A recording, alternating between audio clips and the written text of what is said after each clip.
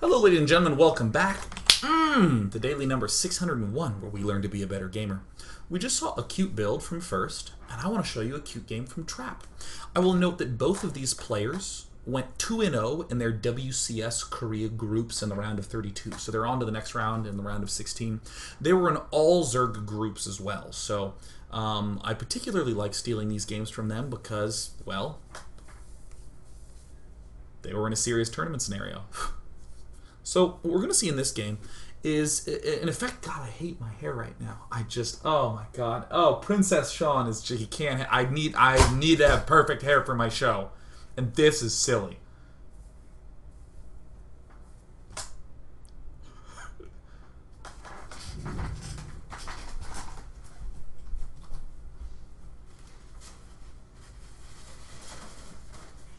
Oh my God.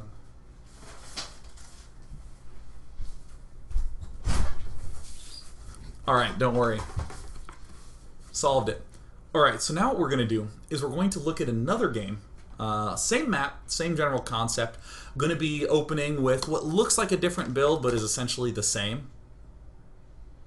And we're going to see those mutalisks or the phoenixes pop up to avoid mutalisks. Isn't it funny how less seriously you take me when I'm wearing this hat? Isn't that amazing? Isn't it amazing how hard it is to take me really seriously when I'm wearing this hat? I'm like saying the same legit things that I was saying earlier. God, I love having a hat. No wonder people wear hats, because you can just like do shit with it. You can just like fiddle with it and be like, yeah, so, that's right. Don't do this. But this is fun. I'm enjoying this. I have a nice head. This is a good shape for a head. Let's go ahead and see this game. Yeah. Great. Trap spawning in the bottom corner. Let's see if we can identify the same similarities that we saw in game number 1 from First, here from Trap versus Curious. Alright, so first and foremost, lots of nice worker pairings. A pylon behind the minerals. Why is that? Because Trap is going to both not scout and also pylon in base to get his expansion up just that much quicker.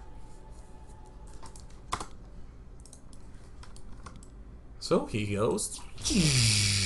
Well, if our opponent's going hatch first, it should be getting started right about now. Same scout, same logic. Wow. I mean, it's a little different. A little bit different. But we see 17 forge, 17 pylon, and we see nothing at this point in time. We're quite relieved at this. If for some reason we did see some lings, well, this would get canceled. There would be a cannon thrown down here, and then gateway forge. Or not gateway forge, gateway gas. So great, pops right in there, and what does he see? In fact, let me pull back to this 3-minute and 10-second mark. I see no lings. What does that mean? Well, it means that I can probably go gateway first, right? So yeah, he's just gearing up. Forge not even done yet, no problem. Gateway. He has not scouted the main base yet. However, because he sees that this is on par to finish at 4 minutes, that means that his opponent went for hatchery first. No laying a clock. Looking so good. By the way, I think a lot of people are asking, oh, I see directly Manbon asking right now, why the hell build this pylon behind the mineral patch? This is a different sort of early expand logic. Some people will say, I better build my first pylon here, because if I'm getting rushed, I need the power to be able to wall myself in. Alternatively, people say, okay, well, if a 6 pool will beat my wall in anyways, I may as well build this pylon forge in my base, and if I see a 6 pool, I just cancel all this stuff, build a cannon, and I save my forge and first pylon. I don't have the problem that other Protosses have, where I'll lose a pylon and forge here. That's the logic of it, and that's also why this scout timing is directly after the Nexus. If this were a map like Daybreak, very often you'd see the player go Nexus, and then wander to the Watchtower and stop. Because again, if he sees 6 pool lings, he goes cancel, cancel, and then cannon. And of course, as you'll note, in all other circumstances, aside from 6 to 10 pool, we have plenty of time, as we can just see by this game. we have plenty of time to be able to get our wall-off defense up. So great. Trap, what do you know? Double gas before cannon because he identifies that he is going to be up against a hatch faster. My hair's a little wet from the shower, but that's fine. Not a big deal. Trap, oh, identifies a stupidly fast hatch. Wow, dang, that's fast, man. Went down to 345. Well, there's really no way he can have speed. I mean, I know I scouted that he had no gas, but even beyond that, functionally, he can't have speed. So let's come back to our friend Trap. See what's up with that. No zealot until he has plenty of money. Chrono boosting on pros because he sees such an early third base. And a hidden probe. And Stargate. Yeah. Don't hate Stargate.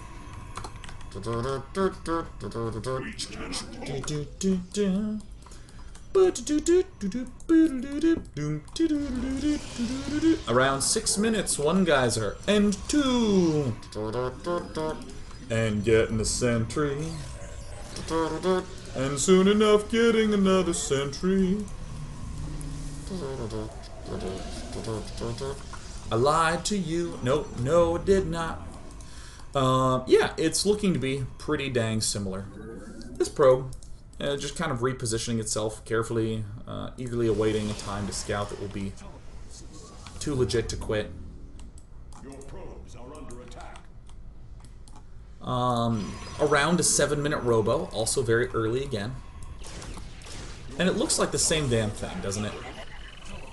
If it's going to be super the same, we're also going to see this +1 begin right around the time that this robo facility starts doing something. Now here's something a little bit different that's going on. These gateways are coming up earlier, but there's only 3 of them as opposed to an additional 4. Your probes are under attack. Phoenix count being chrono boosted quite a bit. There is 1 sentry being cut in all this. +1 starting right when this robo facility's done, and but we see something quite different. Rather than warp prism, immortal, as well as an instant robo bay. This is almost as canonical a standard PvZ as can be. 4 sentries is the 4 phoenixes is the halting point. A robo bay immediately upon the completion of this facility, so that way we can take a 3rd. Because again, what's the classic move? This will discourage mutalisk play. It will encourage things like hydras, spore crawlers, additional queens. This will leave over some zerglings, so I better have this colossus up to deal with zerglings, and of course roaches can be dealt with nicely with an immortal and a colossus. Starting to actually spend that gateway juice in there, but keep in mind, we are actually not going to be going for something nice like an expand. We're not. We are a total asshole. So here's 3 additional gateways coming down at around 9 minutes. Second immortal's being chrono boosted out. If you chrono boost heavily while the robo bay is building, you can barely get 2 immortals out. You can get like 1.9 immortals out. But see, look at this. Look at this greatness. Uh-oh. Well, Curious did spot it. Darn. Yeah, he sees that we have all these gateways and the rats. But Mothership Core noticeably late once again. The expand does go down. Here's where we wind up being a jerk. Often, there are Protoss players who will go for this many gateways and expand.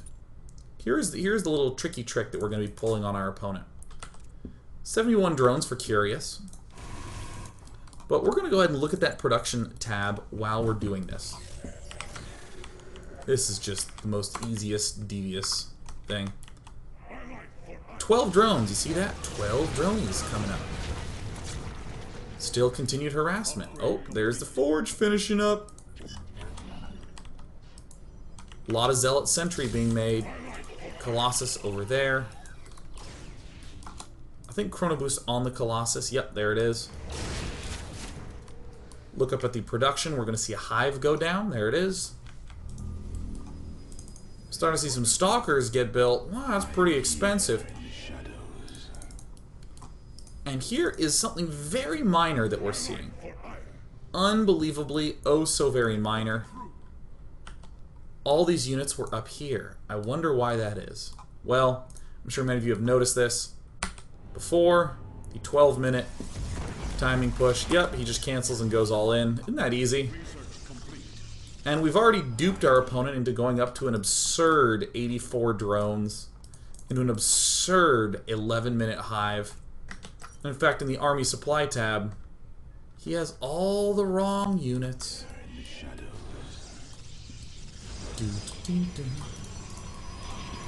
Now, if you're curious, you actually scouted this. You actually saw that it was there.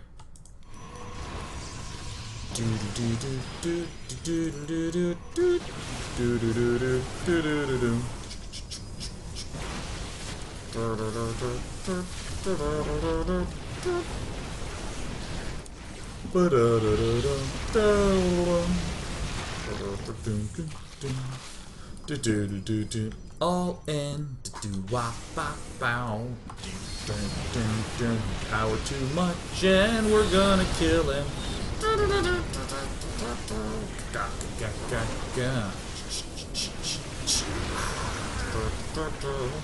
It's a cheesy play that's so effective. Now let me show you some notable kick-ass things that are going on here from Trap. Oh, want to go to 9 minutes. So let me show you a little bit of notable kick-ass. So look at where these immortals are rallied. Nowhere near the front. So in fact, when this Overseer comes in, what it sees is some gates and a chrono boosting robo facility. And it's looking and it's like, where are the immortals? And then if you see this, you're going to be like, well, it could be early expanding.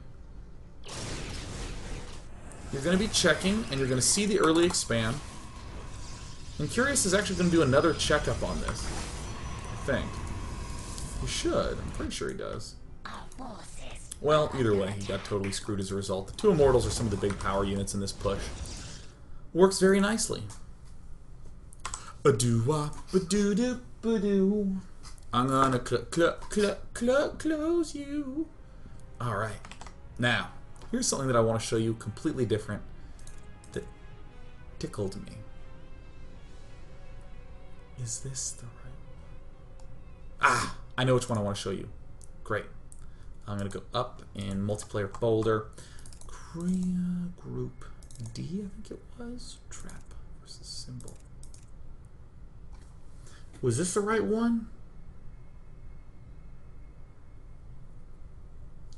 I can't remember. I gotta check something first. Pretty sure that this is the one. Yes, great. Bam!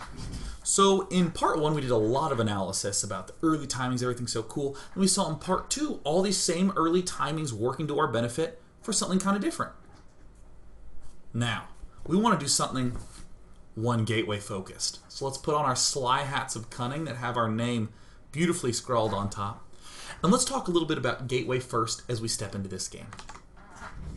So gateway first play. This is Trap. I can't remember if this was a championship level game. Or not championship level. I can't remember if this was his first or second game in his round of 32 group, but that's fine either way. So, what have we talked about with Zerg? 3 minutes is when a normal pool finishes. 4 minutes is when a normal hatch finishes. Zerg players are discouraged from doing a lot of aggressive early pool action just because of the fact that gateway first is very common. Now, there's a lot of varying theories on exactly how you should be walling off, or excuse me, how you should be placing your buildings. This is a common one. you need where you have slits like this. Imagine for a moment if this pylon and gateway were just shifted over one square, so they occupied this space, and zerglings walked into our base. We don't actually have a good angle to attack from. We could only move out from this open angle here, or from this open angle below. But if we leave a slit, we have a very nice entry and retreat point for our zealot. If zerglings are coming in here, we retreat down. If zerglings are coming in from below like this, we can retreat up. So I would say that generally speaking, some amount of slittedness is good. However, this is some very smart planning as well, because we still have enough space to build a cybernetics core or gateway to wall off if he goes for something like delayed speedlings. Now, we've been seeing a lot of hatch first things. We'll also look at pool first in part 3. So let's speed it up a bit. Cyber core going down. Assimilator going down.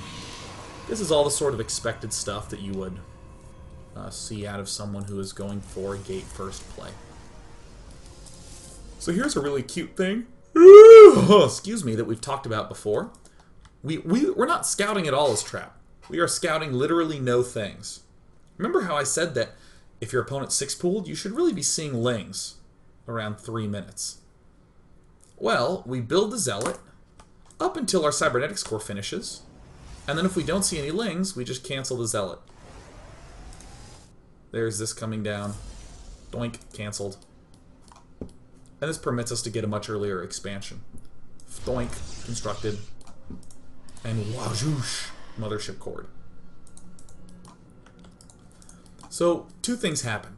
Probe that went out to build the Nexus is just now beginning to scout, and hilariously, just goes over here. This is such a high percentage play. Zergs never scout this. I mean, if you're a Zerg and you're up against like an early expander who does like, you know, a scout after Nexus or a scout after Pylon, and you see the probe in your base and then it wanders away, you kind of know. You're kind of like, yeah, I'm going to go find him. But like if you're against a gateway firster and you see no probe, you're almost never, ever going to scout this frickin' probe. Protosses are getting really good at hiding. North Americans on the ladder are still kind of like, I'm going to hide it here, here, and then if they're really cheeky, they'll hide here, but generally farther back in weirder positions like this, or even sometimes up here is an excellent spot to hide it. Here's a little bit dangerous because, you know, if an Overlord's there, it just sees it, but anywhere in this base is good. Anywhere that's within range of this watchtower is obviously stupid. So let's look at what we're going to see out of trap. So we have a mothership core up. We're getting a sentry. This pylon walls off the back in case zerglings get in. We have somewhat of a wall here, so we can actually go building, pylon, building, and have a really difficult to engage cup right here. Again, building, building, building, if we're in a really tight spot. Sentry is next to come up, being chrono boosted out. And what do you know? What do you know, Joe? Super ultra fast warp gate. Stargate. Now, I've been avoiding the Zerg for quite some time, and I actually am going to come back to him, so that way we can see why this is significant. Most Zerg players go for, you know, around 210 to 220. Hatch at the front. The better the player you're against, the earlier that'll be. The worse player you're against, the slower that'll be. Spawning pool comes up after that. And, well, we scout no expansion as Zerg. Well, I'm going to go ahead and get gas because I need Zergling speed. You need Zergling speed against a gate burster. He can go for a 4-gate, right? What if he goes for a 4-gate? I don't know why I'm talking so weird, but I'm having quite a bit of fun. So very generally we see metabolic boosters. Now, in part 1 you will recall, when is considered a safe third base timing from a Zerg player? 6 minutes if he went for metabolic boost. If he's going for something that is between 4 and 5, he had to have cut this. Notice our queens are injecting here and here. I want to just take a moment and look at this economy. Here's drones building, holding the D button. God, I mean, Symbol just loves holding the D. Building all them drones. See, look, larvae pop off. It'll all get thrown down. Everything getting thrown down. Yeah, look at this. Now, I'd like to note quite significantly, the little addition of, like, we see that here's the pneumatized carapace, just a little bit of extra stuff. Just a little bit of extra dudes and gas. We actually have some idle larvae here. So watch this. It goes down to 3. Wasn't quite able to spend all that. Still going for it as early as possible. Holding down the D. And then, oh my god, I play this game. Look at that. Boom! Boom. Now let's explain things from a Zerg logic standpoint, because this moment is what we're going to exploit with a cute little play. In this moment, the Zerg is thinking, okay, well, I'm going to get Zergling speed, so that way I can both spot and stop probes trying to move out. If he is going for warp gates, I can easily deal with his warp gate units by getting enough speed links. That's how I'll respond to that. And I'm not quite certain if he's going to do anything cheeky. I saw a Stargate at his front, but you know what? I'm just going to be safe and get this pneumatized carapace. And since he went 1 gate and expanded so fast, he's basically early expanding. He may as well have gone forward first early expand, so I should get my 3rd up. So getting my 3rd up for the economy to be ahead of his. This is for safety. This is for safety. This is what Zerg players will think. Now, Trap's base is not really all that complex. He has his mothership core poaching out. This probe, though, notably is over here. Look at the front of this base. 1 gate, 2 gate. 2 sentries. Exactly 2 sentries. Very notably, exactly 2 sentries. This is the most hilarious thing in the universe. I love this. Going around, killing off the overlords, killing them off. Another queen coming up. Again, notice that even by getting the queen, something that minor of an adjustment leaves us with some extra larvae. And these warp gates are done. And what do they do? Warp in a pair of zealots here. Seems pretty small.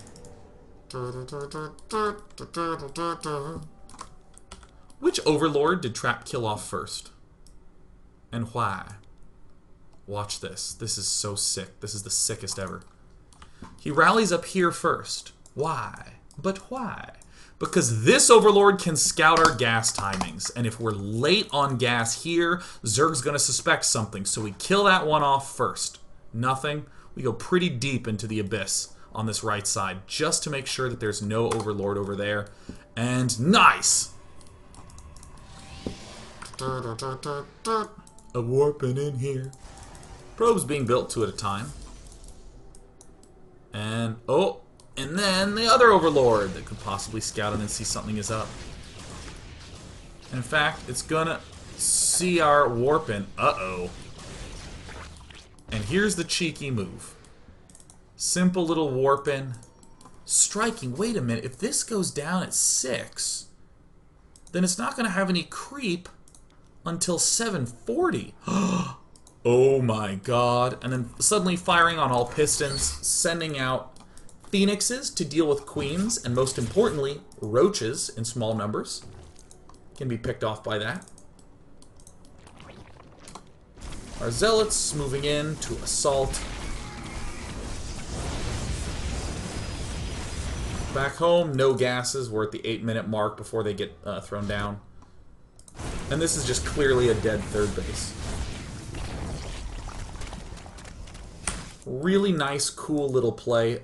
Very hard for Symbol to suspect anything because even with Overlord speed, he spots just 2 warp gates. Very common to have a couple warp gates at that point in time. Very difficult for him to identify it because we're rallying back up here early on. This is just a really great little play. So, when we come back in part 3, we'll see how Trap follows up this attack to be able to maximize the death of his opponent.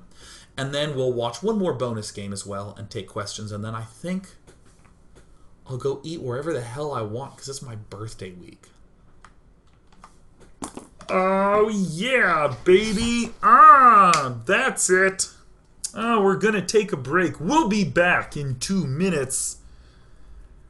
Oh, yes. In 2 minutes, we'll resume this daily, Miss Piggy. All right, let's play some